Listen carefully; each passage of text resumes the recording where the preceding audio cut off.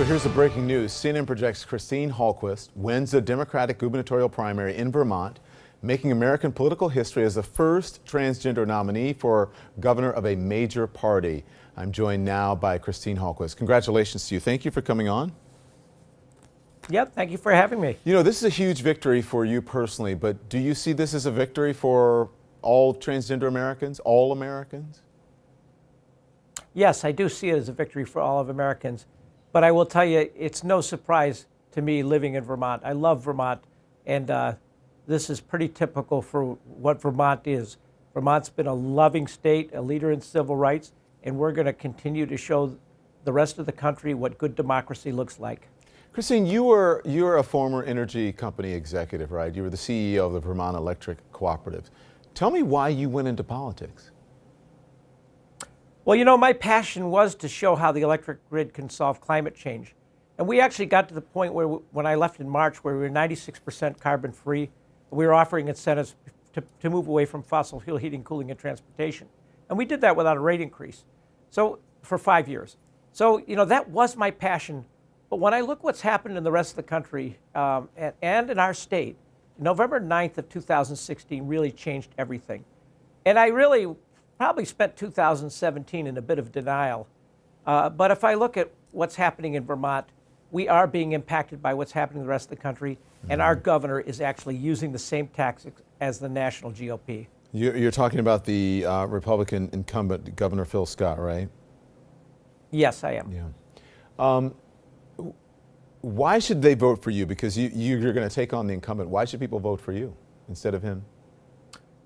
Well, you know, our governor, his motto is no new taxes, and of course we're going to, you know, he's kind of attacking our public education system. Mm-hmm. Now, I'm not a person that talks about taxes, because certainly being fiscally responsible is important, but I want a leader who has a long-term vision, you know, a 20-year vision. How are we going to get more food on the table, and how are we going to raise the living conditions for all those people on the lowest of the economic ladder?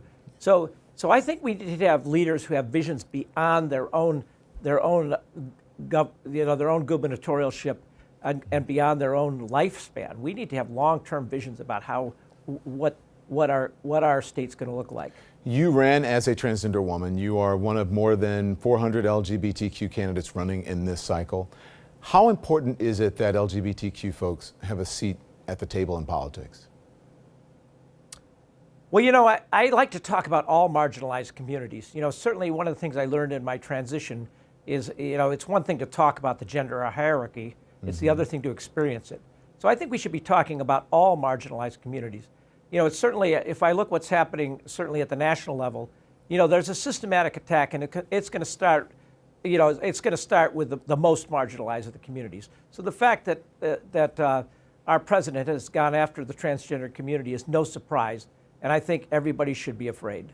You know, other Democrats like Alexandria Ocasio-Cortez in New York have also had a historic win. Is this the right time now for new voices and new ideas? Oh, absolutely. I think, you know, in the physics world, we say for every action, there's an opposite opposing reaction. Mm-hmm. What we're looking at in our political world is a definite reaction to what happened in 2016.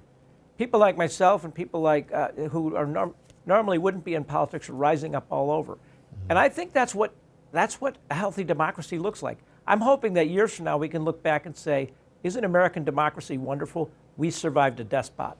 You know, you talked about Vermont and why you think Vermont is the right place to show the country. So what do you want people around the country, because people are watching all over the country, what do you want them to know about transgender people, that you have this opportunity right now?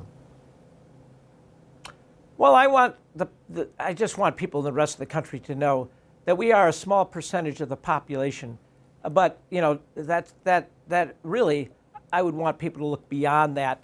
You know, many people have not met a transgender person, and I understand that it's different. But at the end of the day, we can contribute to the betterment of the world. And when you think about it, if we write people off because of who they are, we may be writing off the next cure for cancer or the cure for climate change. Christine, thank you for joining us. Good luck, okay? Thank you. Thank you.